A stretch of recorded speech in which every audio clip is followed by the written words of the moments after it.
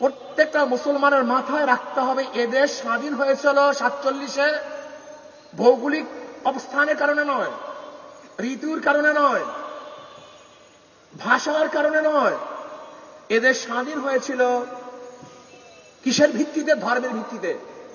এটা পশ্চিম পাকিস্তান আর পূর্ব পাকিস্তান।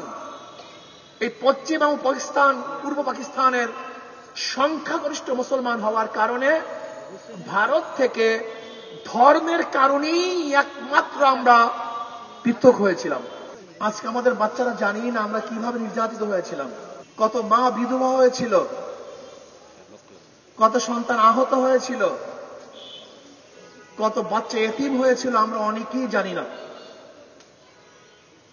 200 বছর পর্যন্ত ব্রিটিশরা মুসলমানদের উপরে এমন নির্যাতন করেছে। শুধু একটা ঘটনা বলি, চাটনি চর থেকে শুরু করে খায়বার পর্যন্ত এমন কোন গাছ ছিল না যে গাছের মধ্যে একজন মুসলমান না একজন আলেমকে ফাঁসিতে ঝোলানো হয়নি।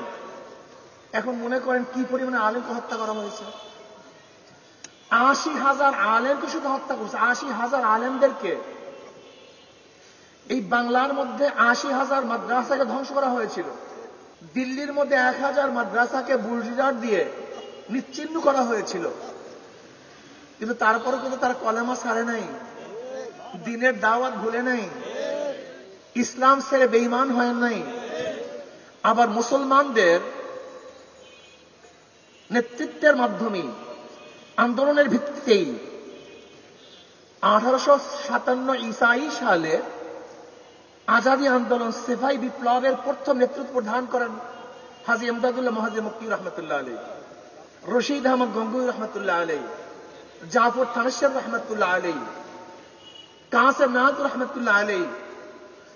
তাদের ব্রিটিশ হটাও আন্দোলনের ভিত্তিতেই এদেশ থেকে ব্রিটিশ হটতে বাধ্য হয়েছিল। এই প্রথম আমরা স্বাধীন হলাম। কোন জায়গা থেকে? ব্রিটিশ থেকে।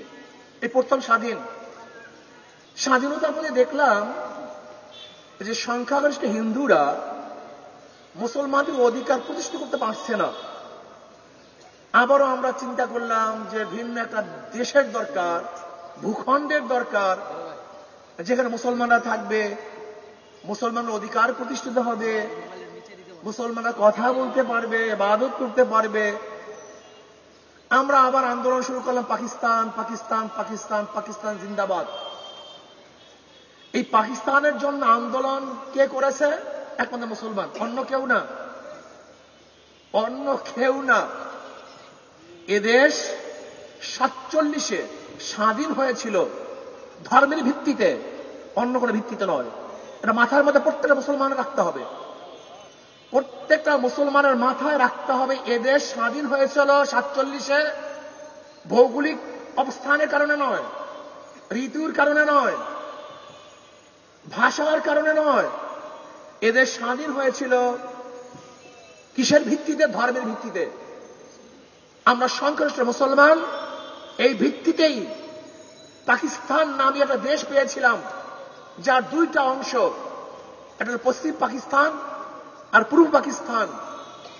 এই পশ্চিম এবং পাকিস্তান, পূর্ব পাকিস্তানের সংখ্যাগরিষ্ঠ মুসলমান হওয়ার কারণে ভারত থেকে ধর্মের কারণেই একমাত্র আমরা পৃথক হয়েছিলাম।